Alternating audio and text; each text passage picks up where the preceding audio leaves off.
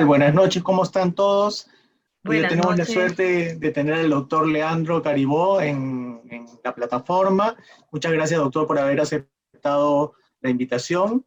Una tomografía que va a revelar erosión. Agradecemos una resonancia en T1 va a ser una intensidad intermedia. Un segundo que tenemos un poco de referencia. Aquí es importante mencionar que si llega... agradecer a nombre de la Sociedad Peruana de Oftalmología y de Oftalmosalud el hecho que usted el día de hoy nos vaya a ilustrar con este tema que siempre, para todos los que hacemos oftalmología y no hacemos neurooftalmología, siempre es un tema de controversia. Para ello la dejo a la doctora con la doctora Patricia Rosas, quien se va a encargar de la moderación, de las preguntas, digamos, y del contexto de todo el transcurrir de la plática en general. Muchas gracias, doctor. Muchísimas Buenas gracias, noches. Rico. Buenas noches a todos, bienvenidos. Muchas gracias al doctor Cañote por ceder este espacio para hacer estas charlas de neurotecnología.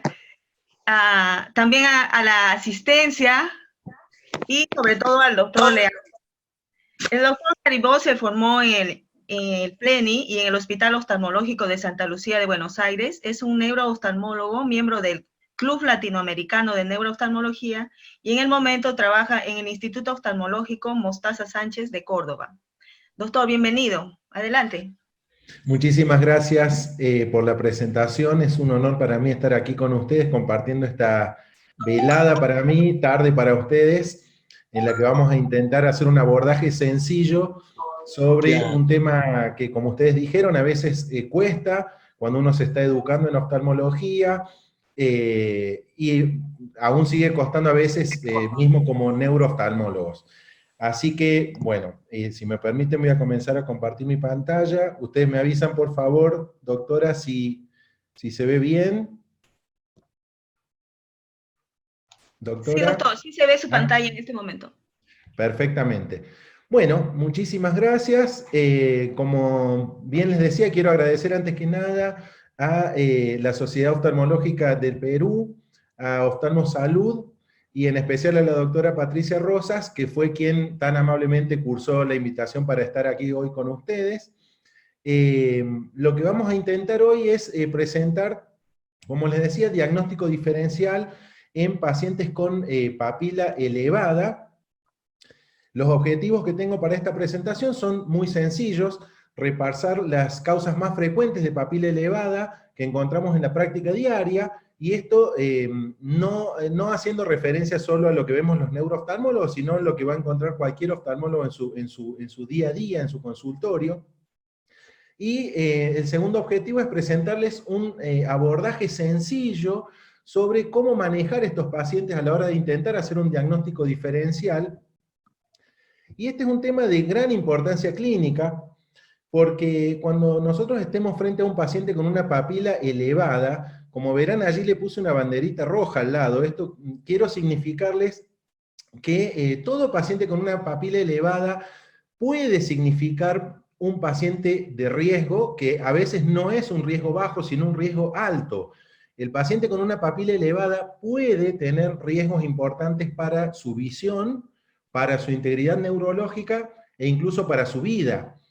Parece exagerado a veces, pero si consideramos, por ejemplo, que a través de una papila elevada podemos diagnosticar una enfermedad tan seria como una arteritis de células gigantes, que ponen en riesgo la visión del paciente, la integridad neurológica e incluso la vida en raras oportunidades, o podemos estar frente a un paciente que padece un tumor cerebral.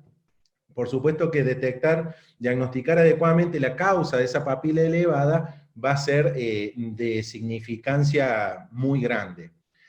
Antes de comenzar con el tema en particular, quería hacer una aclaración, digamos así, o quería dejar claros unos términos que en general vemos que son usados indistintamente, cual si fueran sinónimos, y esto no es así.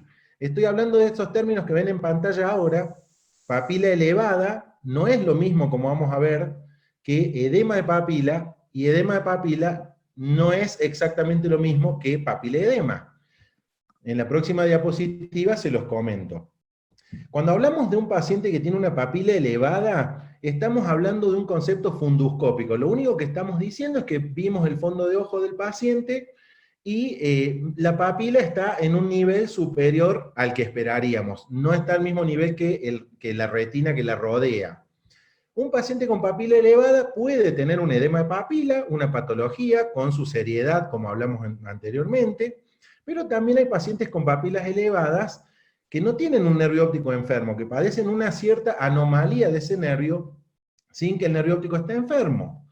Mientras que un paciente que tiene, cuando ya hablamos de edema de papila, estamos hablando de un concepto anatomopatológico, estamos hablando de un aumento del líquido. En el caso del edema de papila no es líquido extracelular, del que hablamos es líquido que está acumulado, hay una hinchazón de los axones del nervio óptico, producidos por un fenómeno patológico que es la interrupción del flujo axoplásmico anterógrado normal del nervio óptico. Por lo tanto, si decimos que un paciente tiene edema de papila, obviamente no vamos a esperar a la autopsia del paciente para confirmarlo anatomopatológicamente, pero clínicamente nos vamos a dar cuenta, y ese paciente sí tiene un nervio óptico enfermo, tiene algún proceso que está interrumpiendo el flujo axoplásmico y padece una enfermedad. El tercer término del que hablamos es el de papiledema. Muchísimos médicos clínicos, médicos generalistas o algunos oftalmólogos incluso utilizan todavía el término de papiledema como sinónimo de edema de papila. Bueno, tenemos que aprender que esto no es así. En un ámbito neurooftalmológico, cuando nosotros decimos que un paciente tiene papiledema, por convención estamos nombrando a un paciente que tiene edema de papila por aumento de la presión intracraneal. Así que una de las funciones de esta charla, en principio, es tratar de que tengamos una uniformidad del lenguaje cuando nos comuniquemos entre nosotros. Papila elevada, edema de papila, papiledema, tres cosas distintas, si bien una puede abarcar a la otra, como verán. Cuando vemos un paciente con una papila elevada, estamos, como muestra esta diapositiva, estamos viendo la punta del iceberg. Detrás de una papila elevada puede haber un sinnúmero de patologías que no vamos a poder revisar, por supuesto, a lo largo de esta presentación, así que quédense tranquilos que no las vamos a ver a todas. Podemos estar frente a un paciente con una neuropatía óptica de diversa índole, pacientes que padecen enfermedades oculares que generan edema de papila, enfermedades sistémicas que cursan con edema de papila, pacientes que cursan con papiledema por elevación de la presión intracraneana, o incluso los pacientes que padecen pseudopapiledema. Son pacientes que parecen tener un edema de papila, un disco óptico enfermo, pero en realidad el disco óptico está sano. O sea que las causas son numerosas y verdaderamente el solo hecho de decir que un paciente tiene un edema de papila nos pone ante una enormidad de posibilidades diagnósticas que tenemos que ir aclarando de alguna manera. Por si eso fuera poco, que son muchas las causas, no existe un aspecto clínico que por sí solo nos permita diagnosticar cuál es la causa que está detrás de esa papila elevada. No hay un aspecto de la papila que sea definitorio, ni un campo visual, ni un estudio de OCT por más avanzado que sea. La respuesta a nuestro diagnóstico va a estar en una sumatoria entre la historia clínica, el examen físico del paciente, la evolución muchas veces que vamos a tener que esperar de la patología cuando la historia y el examen no están tan claros, y por supuesto vamos a utilizar métodos complementarios acordes al diagnóstico que estamos sospechando.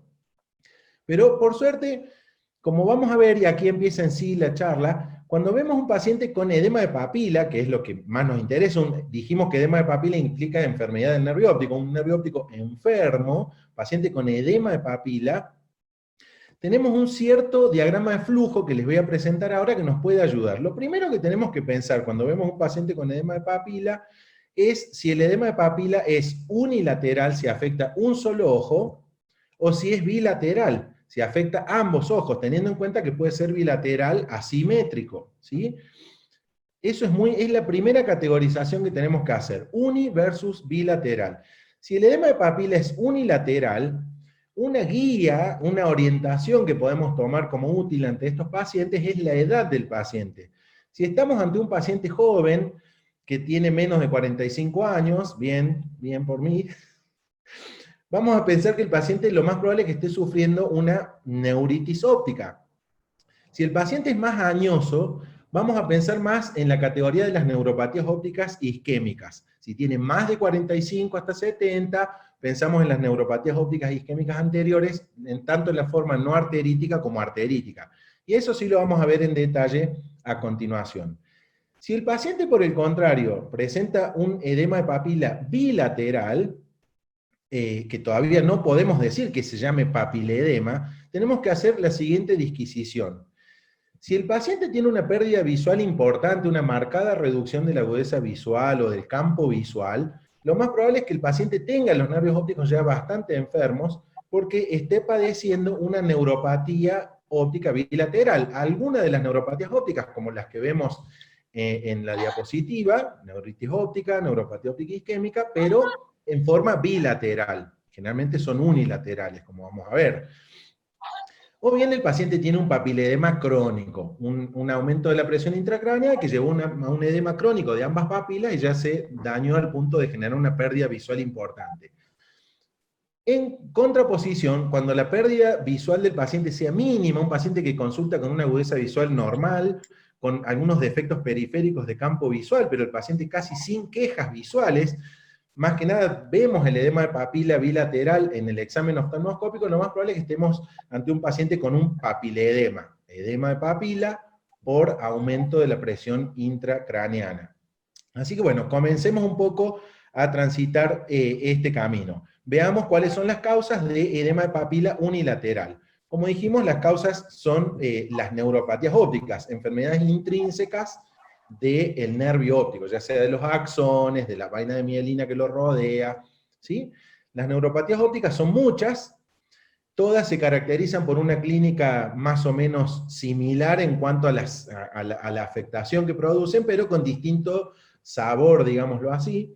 Todas las neuropatías ópticas van a presentar una disminución de la agudeza visual, más leve o más severa, un defecto X del campo visual, defectos de la visión cromática, puede haber defecto pupilar aferente relativo cuando sea un caso unilateral, como de lo que estamos hablando ahora, y la papila, que puede ser normal muchas veces, o puede ser una papila edematosa, y que son del tipo de neuropatía óptica de la que nos vamos a ocupar ahora.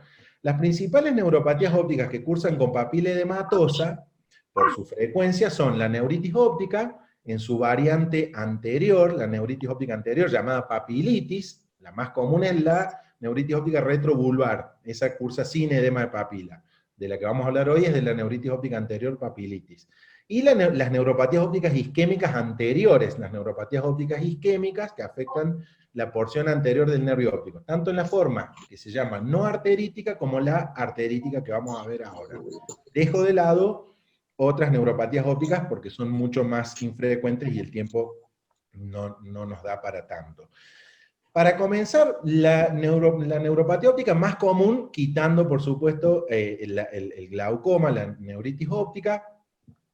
La neuritis óptica, el esquema, digamos, clásico en la historia es el de un paciente joven, generalmente de sexo femenino, sin una historia previa de patología, puede haber algún síntoma de esclerosis múltiple, pero en general los casos que yo veo son pacientes vírgenes de sintomatología previa, con una pérdida subaguda de la visión a lo largo de 3 o 4 o 5 días, han ido perdiendo la visión hasta llegar a su punto máximo en alrededor de una semana.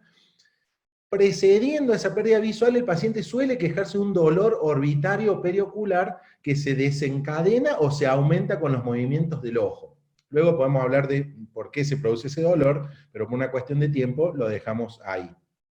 En el examen el paciente suele tener una agudeza visual reducida, con una marcada disminución de la visión cromática. En general hay una asimetría, predominio de pérdida de visión cromática por encima de la pérdida de agudeza visual. Como es un caso unilateral, va a tener un defecto pupilar aferente relativo, y aquí viene el tema de hoy, la papila. Como dijimos, en 2/3 de los pacientes con neuritis óptica, la papila va a ser completamente normal. Neuritis óptica retrovulvar. El famoso, el paciente no ve nada, y el médico tampoco ve nada. Un fondo de ojos normal con un paciente que no ve. Solamente 1/3 de las neuritis ópticas afectan la porción anterior del nervio óptico, la porción visible en el fondo de ojo, la cabeza, y producen lo que se llama papilitis. En estos pacientes, el edema en general es un edema leve, sin hemorragias ni exudados. Vamos a ver que eso lo va a diferenciar bastante de otras patologías que vamos a ver. Obviamente vamos a necesitar métodos complementarios para este paciente, vamos a pedirle un campo visual que va a mostrar en general defectos de tipo central, pero también puede haber defectos difusos o de cualquier índole. En el OCT podemos ver un aumento de la capa de fibras nerviosas, del espesor de capa de fibras, solamente en los casos de papilitis, por supuesto, y puede haber a las 2 semanas una reducción difusa del espesor del complejo de células ganglionares, que eso se demostró en algún trabajo, puede ser útil cuando lo queremos diferenciar de las neuropatías ópticas isquémicas. Ya vamos a ver. En la resonancia magnética vamos a ver un realce de, por supuesto, resonancia magnética con gadolinio en estos casos. Va a haber un realce del nervio óptico en la gran mayoría de los pacientes, y lo que estamos buscando, por supuesto, es encontrar lesiones que sugieran la presencia de esclerosis múltiple.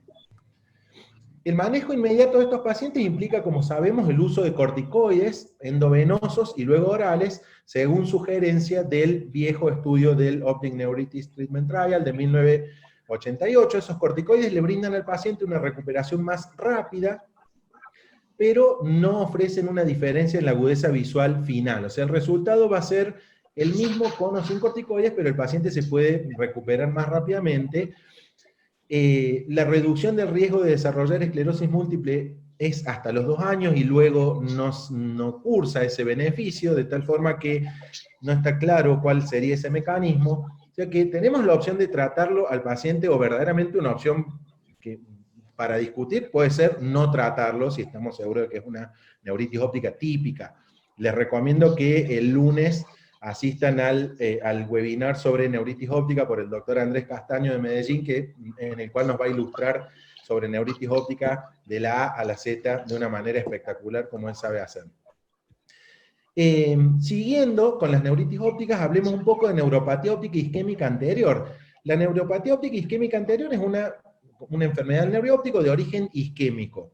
Es por hipoperfusión de la cabeza del nervio óptico, por eso se llama neuropatía óptica isquémica anterior. Existen 2 variantes, la neuropatía óptica isquémica anterior no arterítica, que es por lejos la más común que vemos, pacientes que suelen tener una base de aterosclerosis, sobre la cual se sobreagrega hipertensión arterial, diabetes, que van dañando los vasos sanguíneos, y en un momento dado, por un mecanismo desconocido, trombosis, hipotensión, vasoconstricción, el nervio óptico deja de recibir oxígeno y sufre la neuropatía óptica isquémica. Y la otra forma es la neuropatía óptica isquémica anterior arterítica, que es muy rara, por lo menos en nuestro medio, en nuestro país diría yo, y creo que en la mayor parte de Latinoamérica, y que se debe, como su nombre le indica, a la afectación del nervio por un proceso de vasculitis en el contexto de una arteritis de células gigantes. Son pacientes de edad más avanzada, con factores de riesgo cardiovascular en general. No hay una marcada definición por sexo, como sí lo hay en la neuritis óptica, que es más frecuente en las mujeres.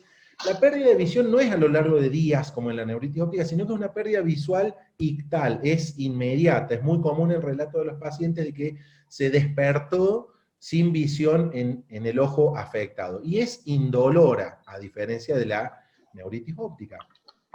La agudeza visual en estos pacientes puede estar reducida o normal. La visión defectuosa puede estar, la visión cromática puede estar defectuosa o normal. Eso ya quiero detenerme un poquito ahí. Tenemos pacientes con neuropatías ópticas isquémicas con afectación puramente del campo visual, defecto pupilar aferente relativo presente, y acá el tema de hoy, ¿cómo va a estar la papila según el tipo de neuropatía óptica isquémica anterior de la que hablemos? En la neuropatía óptica isquémica anterior no arterítica, que es la más común, lo que presentan los pacientes es un edema en general es hiperémico, que puede ser sectorial, una parte de la papila, o difuso. Eso depende de qué grado de afectación de las arterias ciliares cortas posteriores y qué tipo de anastomosis hagan esas arterias tengan el paciente. Ese edema suele cursar con hemorragias y exudados blandos. Ahí dice una palabrita, 2 palabritas, síncopa. Tienen que fijarse generalmente en la neuropatía óptica isquémica anterior no arterítica, suele darse en nervios ópticos que se llaman abigarrados, digamos así, son nervios ópticos que tienen poca excavación, la copa es escasa. Generalmente nos vamos a fijar en el nervio óptico contralateral para tratar de detectar ese problema. Si no, el paciente no tiene un nervio óptico así sin copa, tenemos que plantearnos la posibilidad de algún otro diagnóstico, pero bueno, Se los quería decir.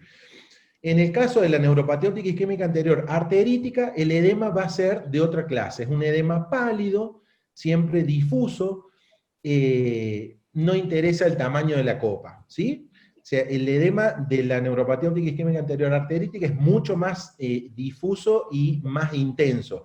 La papila adquiere un colorido blanco, que se dice blanco tiza clásicamente en los libros. Los defectos de campo visual van a ser de cualquier clase, pero el típico es el defecto altitudinal. De hecho, la mayoría de los pacientes suelen relatar directamente, perdí la mitad inferior o superior del campo visual cuando me desperté. Típico relato. El OCT puede mostrar algunos hallazgos, por supuesto, porque hay edema. El laboratorio, esto tengo que hacer hincapié, cuando sospechen una neuropatía óptica isquémica anterior, urgentemente tenemos que contar con un laboratorio del paciente. Aunque pensemos que es una neuropatía óptica isquémica anterior no arterítica, tenemos que descartar la arteritis de célula gigante. No cuesta nada pedir una eritrosedimentación, BSG, y una proteína C reactiva, que son los dos marcadores que nos dan la más alta tasa de sensibilidad para diagnosticar la arteritis de célula gigante. La resonancia magnética en este caso no cumple un rol, solamente si tenemos alguna duda diagnóstica. ¿Por qué insisto tanto en que es importante pedir esos dos análisis para diagnosticar la arteritis de célula gigante? Porque si no tratamos a un paciente con arteritis de célula gigante, el paciente puede evolucionar a la ceguera de ese ojo con afectación prontísima del ojo contralateral. 75% de las veces se afecta el otro ojo en las primeras semanas después del primer ataque. Y el paciente también está expuesto a patología con riesgo de vida, infarto de miocardio, infarto, digamos, stroke cerebral, infartos mesentéricos, así que tenemos que diagnosticarlo. Bandera roja cuando sospechemos esta patología.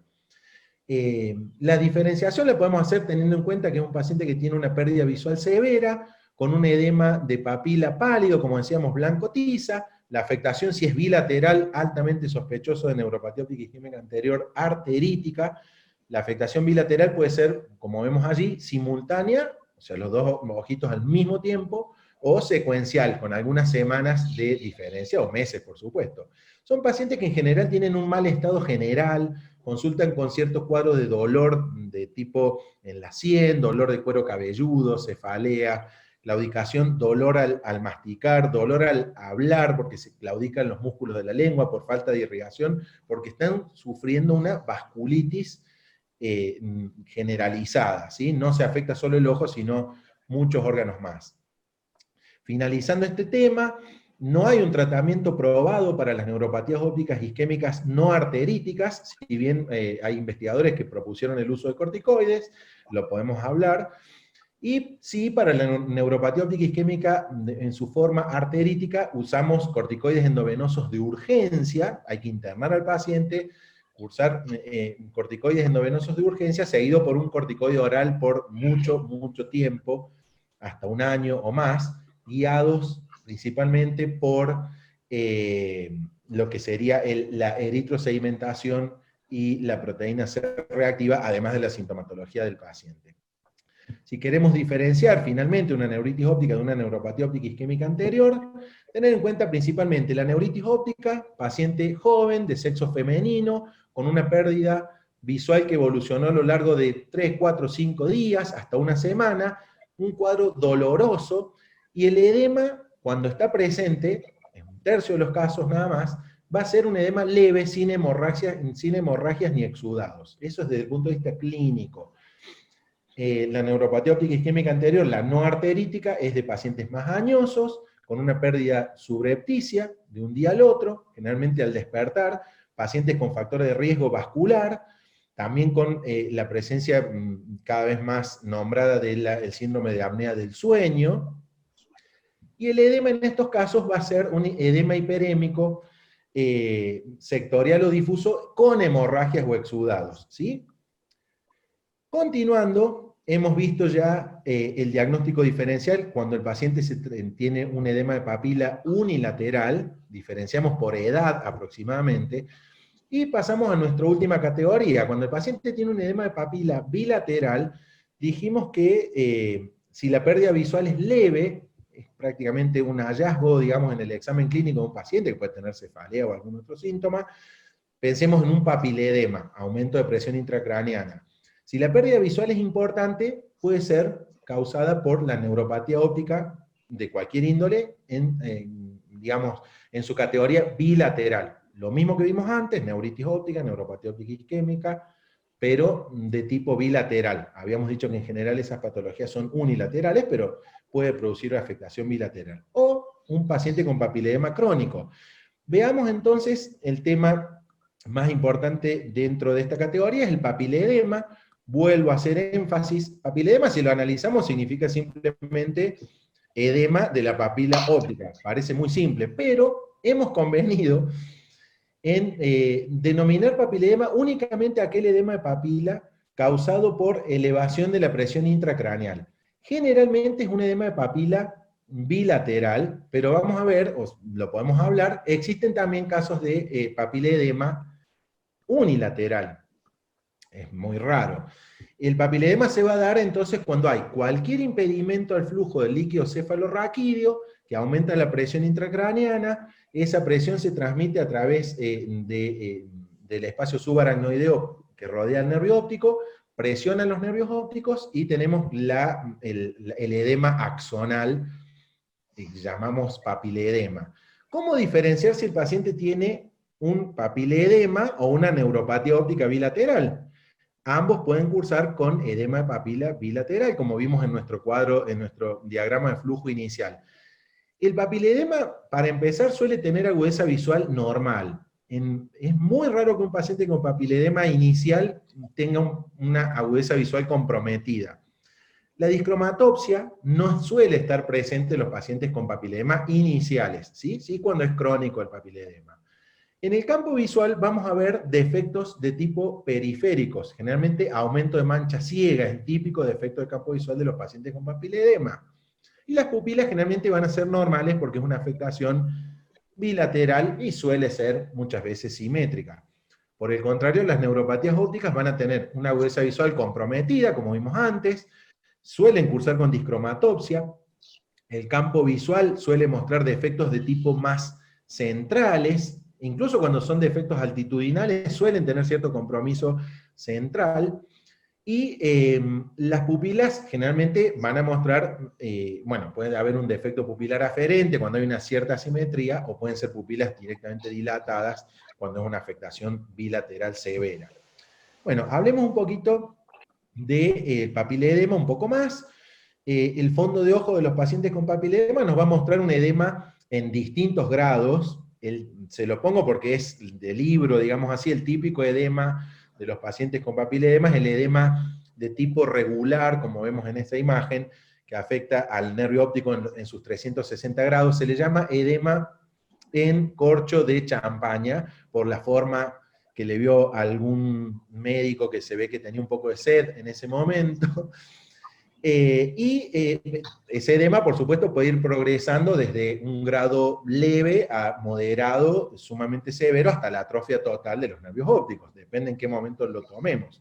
El típico defecto de campo visual de los pacientes es el aumento de la mancha ciega. El aumento de la mancha ciega se da porque la edematización del nervio óptico hace que la retina sea desplazada hacia los costados, y es mayor el área donde no hay fotorreceptores que capten la imagen, aumentando la mancha ciega fisiológica. Así que es lógico que un paciente con papiledema tenga un aumento de la mancha ciega. A continuación ya los pacientes pueden presentar escalones nasales, muy común el defecto de tipo nasal y la constricción periférica que puede llevar a una constricción total finalmente. Cuando estemos frente a un paciente con papiledema, no nos desesperemos primero en pensar que el paciente tiene un tumor cerebral. Es útil considerar que puede haber patología sistémica produciendo ese papiledema. Por ejemplo, un paciente que esté padeciendo una hipertensión arterial maligna. Ese paciente requiere urgente la medición de su tensión arterial. Se supone que los oftalmólogos deberíamos contar siempre con la posibilidad de medirle la tensión arterial a los pacientes para este tipo de casos, entre otras cosas, ¿sí? Una vez que descartamos la hipertensión arterial maligna, necesitamos, por supuesto, una neuroimagen. Si tuviéramos que elegir una neuroimagen, sin duda, una resonancia magnética de cerebro con gadolinio. Ese es el estudio de elección. Y si fuera posible agregarle venografía a la misma resonancia magnética nuclear de cerebro con gadolinio y venograma, ¿sí? Si esa neuroimagen nos da positiva, el paciente tiene una lesión que justifica el cuadro, un tumor, una malformación arteriovenosa, o lo que fuera, una trombosis de los senos venosos cerebrales, ya tenemos la lesión, el paciente será derivado al especialista adecuado. Si por el contrario la neuroimagen es negativa, la resonancia magnética nos da normal, vamos a proceder, por supuesto, a hacer una punción lumbar para analizar el líquido cefalorraquídeo en busca de aumento de la presión intracraneal. Si el paciente tiene clínica de papiledema con una neuroimagen normal y una punción lumbar normal, califica como una hipertensión intracraneana idiopática, y eso es de lo que vamos a hablar a continuación. La hipertensión intracraneana idiopática es un cuadro de elevación de la presión intracraneana, como su nombre lo indica, de etiología completamente desconocida, no tenemos que tener una explicación para ese aumento de la presión intracraneana, que se da muy comúnmente en pacientes mujeres, jóvenes, obesas, generalmente pacientes con una obesidad, no necesariamente mórbida, en edad fértil, y son 9 de cada 10 son mujeres. Es muy raro verlo en hombres o en pacientes de otra edad, o pacientes que no tengan sobrepeso, pero puede existir. Tiene que llamar. La hipertensión intracraneana idiopática, antes se llamaba hipertensión intracraneana benigna, pero como vemos aquí, algunos pacientes pueden evolucionar a la atrofia óptica, a la ceguera uniobilateral, son pacientes predispuestos a tener recidiva de esta enfermedad que puede tener potencial de gravedad, de tal manera que ya no se usa más el término hipertensión intracraneana benigna. Tenemos que utilizar el término hipertensión intracraneana idiopática, ¿sí? Tampoco pseudotumor cerebri, que digamos es intercambiable, pero a veces se trata de dejar de lado el término tumor para no asustar a los pacientes. Los criterios diagnósticos para esta enfermedad fueron establecidos hace muchísimos años y modificados hace relativamente poco tiempo. Tienen que ser pacientes con papiledema, con las manifestaciones que eso implica, de campo visual, de afectación visual, síntomas. Examen neurológico normal, pueden tener sí un sexto par craneal parético o parésico, con neuroimágenes normales, que les decía que tiene que ser una resonancia magnética con gadolinio y venograma. Por eso les decía que cuando vemos un paciente con papiledema ya podemos ahorrar un poco de tiempo al paciente si podemos pedirle ya con gadolinio y venograma, porque necesitamos eso para cumplir con este criterio diagnóstico. Tenemos que practicar una punción lumbar en esos pacientes cuyo valor va a ser superior a 25 para llegar al diagnóstico, con una franja gris de valores entre 20 y 25 centímetros de agua de apertura del líquido cefalorraquídeo. Y ese líquido cefalorraquídeo tiene que ser normal, no podemos encontrar signos de meningitis o algún tipo de patología infiltrativa, carcinomatosa, etc. Abajo les puse, no tiene que haber otra causa identificable, porque si todo ese cuadro es causado por algún agente conocido que puede producir este tipo de cuadros, ya no se llama hipertensión intracraneana idiopática. Por ejemplo, un paciente que esté medicado con tetraciclinas, o con algún tipo de fármaco, que padezca alguna enfermedad de los senos venosos cerebrales, bueno, esos pacientes no califican para este tipo de enfermedad. Los síntomas más comunes de los pacientes son cefalea, como por lejos el síntoma más común. Oscurecimientos de la visión es un síntoma muy característico que a veces requiere que nosotros interroguemos al paciente acerca de este síntoma, a veces no lo relatan de entrada. Es como que al paciente siente como que se le apaga la luz por segundos o milisegundos, sobre todo cuando cambia de posición, y eso tiene que ver con el juego de presiones de la presión intracraneana sobre los nervios ópticos. Tinnitus pulsátil y síntomas menos frecuentes como dolor de espalda, mareos, dolor de cuello. Fíjense que la diplopia parece al sexto par no es uno de los síntomas más comunes, figura último en cuanto a su frecuencia. La resonancia magnética de estos pacientes va a ser normal, pero hay ciertos signos radiológicos que nos pueden sugerir que el paciente tiene una hipertensión intracraneana. Lo podemos buscar, a veces no están informados cuando nos llega la neuroimagen, Esos signos de posible hipertensión intracraneana son el incremento del espacio subaracnoideo perióptico, achatamiento de la esclera posterior y silla turca parcialmente vacía. Los vemos allí, tenemos que buscarlos porque, como les decía, a veces no están informados, y hay un problema, que estos signos a veces están presentes también en pacientes sanos. No siempre que veamos alguno de estos signos indica sí o sí que el paciente está sufriendo una hipertensión intracraneana, pero tengámoslo en cuenta, ¿sí? La hipertensión intracraneana idiopática se trata de tres maneras puntuales. En primer lugar, pérdida de peso, podemos utilizar fármacos, que en general lo hacemos, o podemos recurrir a cirugías. El orden en el que vamos a usar esos tratamientos varía según la gravedad del paciente, digamos así. La pérdida de peso es, sepámoslo, el único tratamiento modificador de la enfermedad. O sea, si queremos atacar a la fisiopatogenia, si bien no tenemos claridad sobre cuál es el mecanismo que la produce, tenemos que hacer que el paciente pierda peso. Se sugiere que un 15% de pérdida de peso sería ideal. Se está contrastando actualmente en un trial que se está realizando sobre esta enfermedad, si es mejor simplemente que el paciente haga un programa de pérdida de peso con nutricionista, ejercicio, etcétera, o si es mejor directamente ir a una cirugía bariátrica. Es una posibilidad que está en estudio. En cuanto al tratamiento farmacológico, por supuesto, la acetazolamida es el fármaco que está apoyado, evidencia clase 1 a partir de un trial, que lo ven ahí, es el IIHTT, el trial de tratamiento de hipertensión intracraneana, que nos apoya para usar acetazolamida en dosis generalmente de 1 gramo por día. Otros fármacos que podemos utilizar son el topiramato, un fármaco que tiene un efecto similar al de la acetazolamida, pero que al parecer, según algunos estudios, actúa de la misma forma, pero hay que someterlo a estudios más profundos, diuréticos, y hay otros fármacos mucho más modernos en estudio. Podemos charlar un poco más de eso después de la presentación. Y en cuanto a las cirugías, las hay de varios sabores y colores. Podemos recurrir a una derivación del líquido cefalorraquídeo, fenestración de la vaina del nervio óptico, stenting de los senos venosos cerebrales, cirugía bariátrica. Hay, seguramente si buscan, presentaciones enteras y miles de trabajos científicos que tratan de demostrar cuál es la mejor de estas técnicas. Ninguna ha probado del todo ser superior a la otra.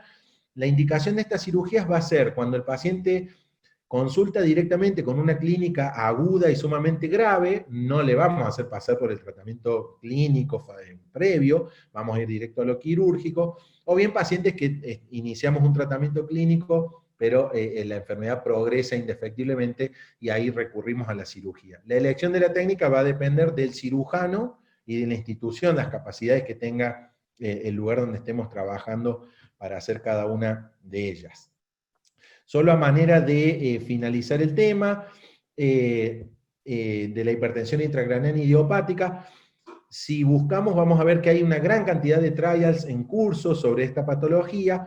Mayormente se están buscando algunos tratamientos médicos nuevos, con fármacos que intentan disminuir la producción de líquido cefalorraquídeo y además bajar de peso de los pacientes, algún otro que también produce mejoría del control glucémico, y se está investigando sobre tratamientos quirúrgicos, se investiga sobre stenting de senos venosos, todavía no hay nada seguro. Otro trabajo que está comparando si es mejor la fenestración de la vaina del nervio óptico o las cirugías de derivación ventrículo-peritoneales, y por fin el que les nombraba antes, el trial que intenta determinar la utilidad de la cirugía bariátrica para nuestros pacientes con hipertensión intracraneana idiopática. La última categoría que nos queda por evaluar es dentro de los pacientes que tienen papilas elevadas. Dijimos que algunos de esos pacientes no tienen un nervio óptico verdaderamente enfermo en principio. Dicho de manera corta, son pacientes que tienen discos ópticos, papilas ópticas elevadas sin patología subyacente. Papila abigarrada, pacientes que tienen de manera congénita un nervio óptico generalmente pequeño, sin copa, donde los vasos sanguíneos emergen de la parte central de manera sumamente apretada, digamos así. Los drusen de papila, que para algunos médicos no irían dentro del pseudopapiledema, pero yo pienso que sí, porque es pseudopapiledema es falso papiledema. En realidad el drusen de papila es una patología en la cual podemos encontrar unos cristales hialoideos en la cabeza del nervio óptico que lo están levantando, simula ser un papiledema, pero en realidad el paciente no tiene hipertensión intracraneana, de manera tal que es un falso papiledema, un pseudopapiledema. Las fibras mielínicas y papila oblicua y otras tantas. Yo opino que hay que sospechar este tipo de problema cuando estemos ante un paciente que tiene una papila elevada, pero paciente en el cual es un hallazgo, sin que el paciente haya consultado por un tema particular, sospechemos este tipo de problemas, pseudopapiledema. ¿Qué elementos del examen nos pueden hacer sospechar un pseudopapiledema? Al contrario de un papiledema verdadero, son pacientes generalmente, como les decía, discos ópticos pequeños, sincopa, el pulso venoso puede estar presente, recordemos que hay un 20-30% de pacientes que no tienen pulso venoso positivo, así que no lo podemos tomar como un signo. Si no está presente, no podemos decir que esté mal la persona, pero si está presente nos da una tranquilidad de que el paciente tiene menos de 20 centímetros de agua de presión intracraneana.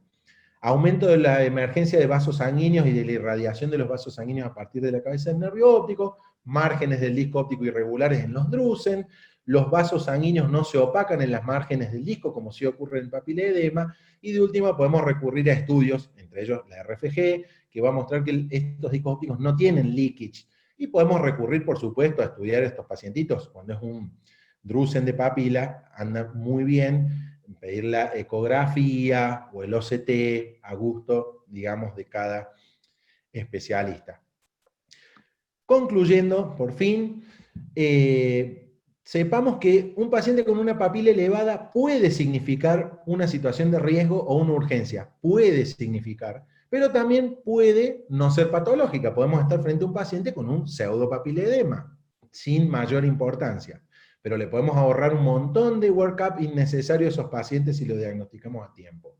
Nosotros como oftalmólogos ocupamos y debemos ocupar un lugar central en la evaluación de estos pacientes, no siempre derivárselo al neurólogo, porque a veces tampoco está tan capacitado para diferenciar, por ejemplo, causas oculares de edema de papila.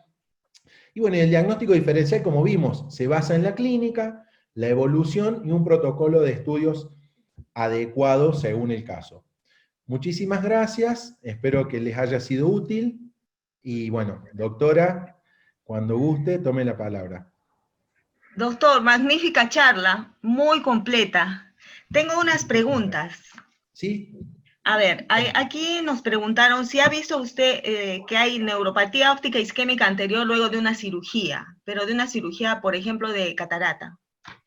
Sí, lamentablemente me ha tocado ver neuropatía óptica isquémica anterior, no arterítica, por supuesto, la clasificaríamos dentro de ese tema, pero yo la ubicaría dentro de una subcategoría de neuropatía ópticas isquémicas postquirúrgicas. Se pueden dar luego de prácticamente cualquier tipo de intervención quirúrgica ocular, y es de mecanismo desconocido. A veces uno puede juzgar o pensar que tiene algo que ver el juego de aumento y reducción de la presión intraocular, pero la verdad es que no sabemos exactamente cuál es la causa, y por supuesto es un diagnóstico sumamente frustrante, tanto para el paciente como para el cirujano que lo operó, porque realmente es desconcertante, no tiene terapéutica conocida, y bueno, lamentablemente es una mala noticia, así que sí existe la neuropatía óptica isquémica anterior postoperatoria, y ya que estamos en el tema postoperatorio, existe una neuropatía óptica isquémica que se llama posterior, que es de otra índole, que se da por afectación de la vasculatura posterior del nervio óptico, y requiere de un compromiso, de una insuficiencia vascular mucho más marcada, y solo se va a dar cuando hay una gran pérdida de sangre, ya sea en un accidente o en algún tipo de cirugía, básicamente en ese contexto. Son dos enfermedades distintas. Espero Exacto. haber respondido. Hay una segunda pregunta. En la enfermedad de Takayasu, ¿qué tipo de neuropatía sería? Ya que es una vasculitis de vasos grandes. Claro, se comportaría como una... es diferente, no es exactamente, es más parecida a la neuropatía, los pocos casos que yo he tenido, es más parecido a una neuropatía óptica isquémica anterior en su variante no arterítica, no suele ser tan extrema como la forma arterítica, porque afecta unos vasos sanguíneos diferentes, no tan común la afectación de las ciliares cortas posteriores. Perfecto. Y una pregunta muy interesante que quisiera su opinión. ¿Qué opina del uso de esteroides en el caso de la neuropatía óptica isquémica no arterítica? Bueno, esa es la pregunta Del del millón. millón hace muchos años, porque la neuropatía óptica isquémica anterior no arterítica, de fisiopatogenia desconocida, es bastante frecuente de ver. De hecho, casi todo el tiempo estamos viendo pacientes con ese tipo de neuropatía óptica isquémica anterior en nuestro consultorio. En el año, se supone que es una enfermedad, debemos decirlo, para la cual no existe una terapia demostrada útil. Yo comienzo a mis pacientes, lo primero que les digo es eso: lamentablemente no existe una terapia demostrada para usted. Existe una posibilidad de administrar corticoides por vía oral, según lo sugirieron el doctor Heire y Zimmerman, dos grandes investigadores que tienen muchísimo que ver con el descubrimiento, o el intento del descubrimiento de la fisiopatogenia de esta enfermedad, que publicaron un trial hace 10, 12 años, pero que se prestó para controversia en ese momento y se sigue prestando para controversia actualmente. Yo generalmente lo dejo reservado para pacientes que, para empezar, para usar ese tipo de corticoides off-label, digamos, sin una indicación clara, tiene que ser un paciente en el cual no tengamos riesgo de sufrir complicaciones más serias por el uso del tratamiento. Es un paciente diabético, hipertenso, con enfermedad cardiovascular previa, que generalmente son así los pacientes. Usar dosis altas de corticoides no es la mejor idea. Sin embargo, a veces se puede hacer si el paciente está realmente, digamos, con una afectación muy severa. Por ahí pacientes que tienen un ojo previamente afectado por la enfermedad y se le presenta en el segundo ojo, lo cual es una posibilidad que existe. Hay que decirles a los pacientes que tienen más o menos un 30% de chance a lo largo de toda su vida de desarrollar una neuropatía óptica isquémica no arterítica en el otro ojo. Así que deben saberlo. Si el paciente tiene afectación bilateral o el otro ojo es un ojo que ya estaba afectado por alguna otra enfermedad y el paciente se nos va a quedar ciego, y bueno, por ahí se puede considerar, siempre explicándole al paciente que estamos usando un fármaco que no está demostrado, que puede tener efectos adversos y que no sabemos realmente cómo le va a ir, pero muchos pacientes aceptan porque no les queda otra opción cuando están desesperados. Así que no lo niego totalmente al uso del corticoide en la neuropatía óptica isquémica anterior no arterítica. Doctor, un alcance en ese punto. Realmente no tiene tratamiento en este momento la neuropatía óptica isquémica anterior, pero hay unos estudios que están haciendo, que están en fase 3, que son los inhibidores de la caspasa, con el QPI 1007, y aparentemente está teniendo buenos resultados, porque la fase 2 ya pasaron a fase 3, y es un estudio multicéntrico. O sea, que es posible que en el futuro tengamos ese como armamentario. Tenemos Claro. otra pregunta del doctor Barriga. Doctor, por favor, ¿cuál es su pregunta? Buenas noches, Patri, muchas gracias por el pase, y doctor Caribós, lo felicito, muy didáctica su presentación. Yo tenía dos preguntas que siempre comento con mis residentes, y no sé si usted tenga algún detalle último sobre el tema, pero algo que siempre hay que tomar en cuenta cuando uno ve un papiledema, o sea, un edema de papila por hipertensión endocraniana, es el momento en el que le ve, en que ve el edema de papila en la hipertensión, porque tiene un curso que sigue, es un curso natural que tiene una evolución. En su experiencia, cuando usted ha visto edema de papila evolucionar ya en el tiempo, ¿qué es lo que suele ver? Y la otra pregunta relacionada con esto es, ¿tiene ya algún detalle de si establecida la hipertensión endocraniana en un paciente, en cuánto tiempo se va a establecer el edema de papila, o es muy variable todavía como se piensa? Yo creo que sí, doctor, muchísimas gracias por la pregunta. Ambas están relacionadas porque ambas tienen que ver con el curso del papiledema, cualquiera sea su causa. En general, es una enfermedad que tenemos que saber que avanza muy solapadamente, muy lentamente. Los pacientes pueden demorar meses en consultar, salvo que tengan un cuadro de cefalea muy intenso, que no siempre es el caso, porque muchas veces este tipo de cefalea se confunde con cefaleas que el paciente puede atribuir a otras causas, de lo más variables, desde pacientes migrañosos hasta cefaleas tensionales, o lo que fuera. Entonces, generalmente hay una demora del paciente en consultarnos, y esa demora, en lo que a mí respecta, no suelo ver que sea, ¿cómo decirlo?, demasiado ominosa para el pronóstico visual de los pacientes. Al menos, debo decir que yo me manejo, para que ustedes sepan, en un mes, porque creo que es la gran diferencia, yo me desempeño en una clínica privada, y creo que eso quizás impone un sesgo a los pacientes que yo veo en general. Son pacientes que consultan en buen estado, digamos así. No me llegan pacientes con nervios ópticos en estadios atróficos sin haber consultado nunca. Sin duda que por ahí se ven pacientes que han desarrollado atrofia de papila en épocas anteriores, o que o son de provincias lejanas por ahí que no pudieron consultar a tiempo. Pero en general veo un curso solapado, lentamente progresivo, con una sintomatología bastante leve, y eso en cuanto al curso que yo veo. Generalmente una vez diagnosticados, la evolución suele ser muy buena, hay que decir eso. En general, por más que yo quise, digamos, llamar la atención acerca de la posibilidad de consecuencias graves, la mayoría de los pacientes con hipertensión intracraneana idiopática suelen tener una muy buena evolución con tratamiento farmacológico y pérdida de peso. Son pocos los que requieren otro tipo de terapia.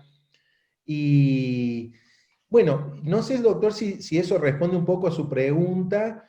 Pues sí, doctor, yo solamente quería entonces comentarle que, a diferencia de usted, yo trabajo en un hospital general. Es un hospital que tiene un servicio de oftalmología, pero tiene muchas camas de hospitalización.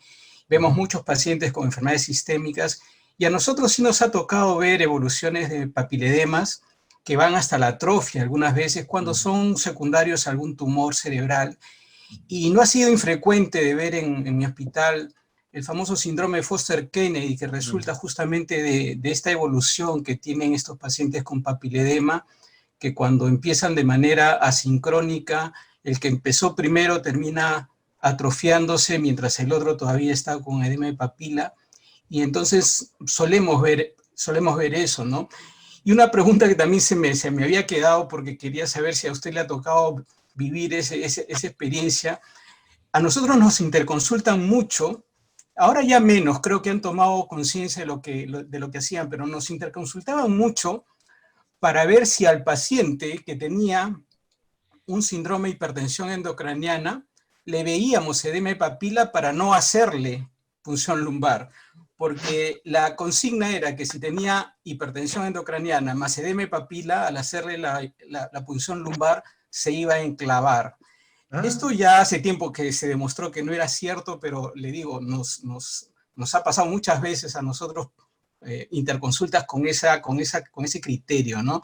No sé a usted qué le parece esa situación. La verdad es que, bueno, no me ha tocado. Sí me encuentro con numerosos impedimentos por parte de quienes deben practicar las punciones lumbares a la hora de lograr que a mis pacientes con hipertensión intracraneana idiopática le practiquen una punción lumbar. En general, eso sí encuentro, doctor, como un impedimento inentendible por mi lado, a pesar de que uno le comunica a los médicos. Incluso a veces me he visto obligado a transmitir por escrito que el paciente cumple con todos los criterios y que me está faltando solamente ese para diagnosticar. Pero, siendo franco, no me ha pasado lo que usted comenta, de que no le quisieran hacer la punción bueno, quizás algunos de los médicos de los que yo nombro, que no quieren practicarle punciones lumbares a mis pacientes con hipertensión intracraneal idiopática, se estén guiando por ese criterio sin que yo lo sepa. Por ahí uno da por hecho que todos nos estamos manejando con el mismo idioma, y uno ve que no es así, sobre todo en este tema, y sobre todo en hipertensión intracraneal idiopática, que es un tema que realmente tiene una incidencia que está aumentando bastante según no solo lo que uno ve en la práctica diaria, sino lo que dicen los trabajos científicos a nivel mundial, y hay que estar más preparados, y yo veo que hay poca información al respecto en todo el cuerpo médico, en la mayoría, no solo entre nosotros los oftalmólogos, los neurólogos, los intervencionistas. Así que bueno, sí. Gracias, doctor. Gracias, doctor, muy amable. Una pregunta, me preguntan si hay alguna escala del edema de papila, ¿se usa todavía? ¿Usted la usa o no? Sí que podemos usar una escala de edema de papila. La más famosa, por lo menos la que yo uso, y hago un asterisco porque ahí viene, se mezcla un poco con el tema del OCT, que tan bien nos explicó la doctora Tamar en la sesión anterior, lamento los que se lo perdieron. La doctora Tamar Gómez Villegas nos dio una excelente presentación sobre OCT en neurooftalmología, y creo que va de la mano con la pregunta que nos hacían. Sí existe la escala de Frisén, la más famosa de las escalas para evaluar el grado de edema de papila. El grado 1 es el edema en forma de C nasal, el grado 2 es cuando el edema de papila abarca los 360 grados, el grado 3 es cuando hay borramiento u opacamiento, digamos así, de los vasos sanguíneos en el borde del nervio óptico, y el grado 4 es cuando se opaca la salida de los, digamos, se opacan los vasos sanguíneos en el ápex, digamos así, en la cabeza del nervio óptico. Así, esa es la escala de Frisén, del 1 al 4, y sí, lo usamos a veces, yo lo uso no tanto, porque a veces cometemos un poco el pecado, quienes tenemos la posibilidad de contar con el OCT, a veces nos guiamos un poco por el espesor de capa de fibras nerviosas, y ya uno tiende a no dibujar tanto el gráfico o poner el grado de papiledema, pero sí que se puede usar, y sí que lo usamos seguro, sigue teniendo validez la escala de Frisén, ¿sí? Gracias, doctor. Hay un comentario de la doctora Ariana Silva Lepe, de México, que nos comenta que ella atendió a un paciente con neuropatía óptica isquémica anterior hace 10 años. Y ahora en su consulta, 10 años después, se ha presentado la hija de este paciente con neuropatía óptica isquémica anterior también. Ajá. ¿Qué comentario tiene al respecto? Y la verdad es que no es una enfermedad que clásicamente se presente así de manera hereditaria. Sí podría haber algún tipo de ligazón si lo evaluamos desde el punto de vista de que los pacientes, algunos pacientes, por ejemplo, los pacientes más jóvenes con neuropatía óptica isquémica anterior no arterítica, son pacientes que pueden estar sufriendo algún tipo de estado de hipercoagulabilidad, y dentro de esos estados de hipercoagulabilidad, como puede ser, por ejemplo, una hiperhomocisteinemia o deficiencia de la proteína C, proteína S, mutaciones del factor 5 Leiden. En ese tipo de paciente joven con neuropatía óptica isquémica anterior no arterítica, tenemos que buscar esos estados de hipercoagulabilidad. Dichos estados pueden tener un trasfondo genético hasta cierto punto. No soy hematólogo, pero sé que existe esa posibilidad, y hasta donde yo sé, que alguien más me ayude si sabe lo contrario, sería la ligazón que podríamos encontrar, buscar algún estado de hipercoagulabilidad que explicara esa neuropatía óptica isquémica anterior no arterítica en un progenitor y su hijo o hija. Perfecto, doctor. ¿Algún medicamento neuroprotector? Realmente, y voy a ser sumamente franco, descreo de todos los neuroprotectores, no porque sea ningún genio, no hay ningún trabajo científico que apoye el uso de neuroprotectores, pero como les decía, voy a ser sumamente sincero, y a veces, por una cuestión de cierta piedad, digamos así, médica, si yo sé que hay algún tipo de fármaco que le puedo dar al paciente que me está exigiendo algún tipo de terapéutica porque está desesperado, frustrado, trato de no darles nada, pero confieso que en alguna oportunidad uno le brinda algún tipo de neuroprotector al paciente, pero con la misma cara que me están viendo hacer ahora. Esperanza bajísima de que sirva de algo y el paciente lo acepta y lo toma como tal. Y creo que aparte de nuestra labor como médicos a veces es, digamos, estar, sí, sujetos y atentos a lo científicamente demostrado, pero también tenemos una parte humana que atender y en estos casos, a pesar de que para nosotros es nada más un nombre, uno nombra la neuritis óptica, la neuropatía óptica isquémica, pero bueno, el paciente sufre muchísimo, sobre todo con estas enfermedades tan desconcertantes para todos, donde él no sabe por qué le toca lo que le toca. Así que bueno, no hay neuroprotectores, no los indiquemos, pero bueno, a veces podemos hacerlo. De usar Doctor, alguno, digamos que generalmente uno lo que ve es memantina, quizás ginkgo biloba, quizás algún análogo de, bueno, no me sale en este momento, bueno, algunos de estos tipos de fármacos de estos oxigenadores tisulares, pero sin ningún tipo de firmeza científica. No. Gracias, doctor.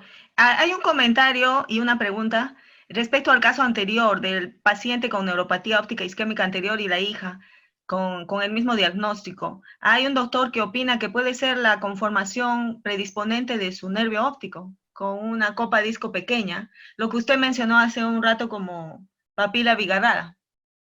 Claro que sí, sí. Eso también podría ser un nexo de unión, ¿sí? Eso sí podría ser. Es una posibilidad. Sí, estoy de acuerdo en que eso sería. Sin embargo, es tan infrecuente ver eso que yo pienso que si realmente esa fuera la causa, veríamos mucho más asociación de padre-hijo y no existe una recomendación que yo conozca actualmente de, digamos, de sugerirle a los pacientes que han sufrido una neuropatía óptica isquémica anterior que traigan a sus hijos o que le digan a los hijos que tengan cuidado con esa patología, pero sin duda que estoy de acuerdo en que un factor en común podría ser la papila pequeña sin copa. Sí. Así como Correcto. también podríamos nombrar algún tipo de conformación específica del anillo de Zinhaler, formado por las arterias ciliares cortas posteriores, que también se nombra, digamos, alguna variante de ese círculo anastomótico que le da la irrigación a la cabeza del nervio óptico, alguna variante que también pudiera tener algún tipo de factor hereditario, pero creo que no es fácil de explicar, ¿sí? Pero sí, sin duda que tiene algo que ver, probablemente sí. Doctor, acá hay una pregunta acerca de dalfinperidina, que para neuropatía óptica isquémica anterior no arterítica. ¿Conoce este medicamento? La verdad, confieso que no lo he utilizado y no conozco al respecto. Tampoco. Si doctora lo conoce por ahí. El doctor que mencionó, el doctor Daniel Jiménez, si quiere comentarnos, no lo conocemos en realidad.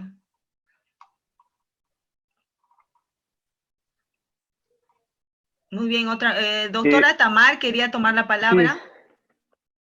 Doctora, doctor Jiménez, adelante. ¿Hay algunos reportes? Sí. Sí, doctora, hay algunos reportes y unas publicaciones que están disponibles. Ya está en fase 4, la FDA aparece pues como en fase 4, es un bloqueador de los canales de potasio dependientes del voltaje y se dice que mejora, o la teoría por la que se utiliza es que mejora las neuronas que están desmielinizadas. Realmente hasta el momento lo que hay son series de casos donde lo han utilizado. Hay una publicación del 2017 donde se cuenta con 20 pacientes y se utiliza por 2 semanas a una dosis de 10 miligramos. Se utiliza 2 veces al día. En este caso compararon 20 pacientes, a 10 se les dio el medicamento, a 10 se les dio placebo y reportan una mejoría del 45% en agudeza visual versus 5% los que no lo recibieron. Entonces lo reportan pues en esta publicación como un tratamiento prometedor en cuanto al manejo de la no arterítica. Interesante, doctor, muy interesante. Buena aportación. La doctora Tamar quiere tomar la palabra. Por favor, doctora. Hola, buenas noches a todos. Solamente quisiera comentar. Casi no se le oye, doctora. A ver, subo el volumen. ¿Escuchan mejor? Un poquito. Ok, bueno, ahora. Ajá, lo que quería comentar para el doctor Barriga, que yo también trabajo en un hospital que ve pacientes muy crónicos.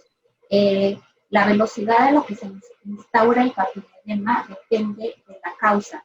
Si un paciente tiene un papilledema por una hemorragia cerebral, así se va a instalar, pero también así se va a resolver tan rápido como se resuelva la causa.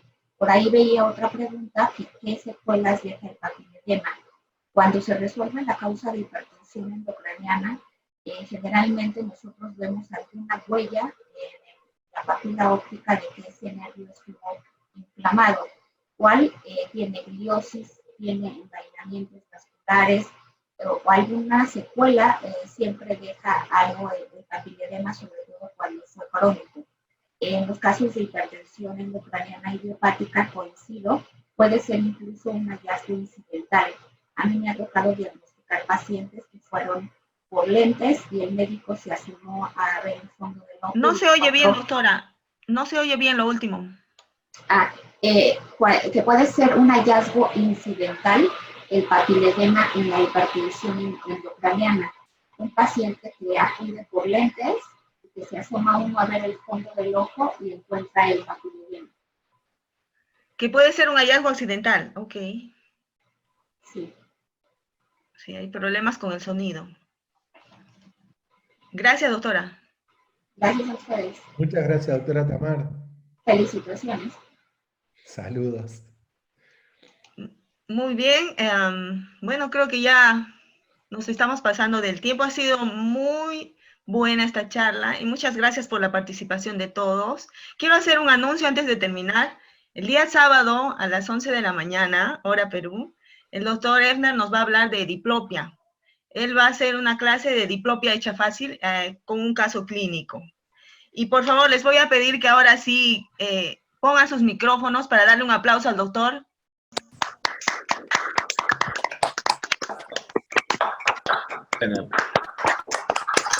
Gracias a todos y hasta el sábado. Gracias, doctor.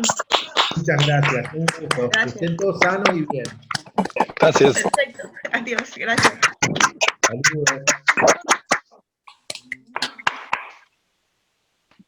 Doctor Cañote. Doctor Cañote, para despedirme, hasta luego. Hasta luego, Pati, hasta la próxima. Muchas gracias por todo. Hasta el sábado. Gracias a todos. Gracias.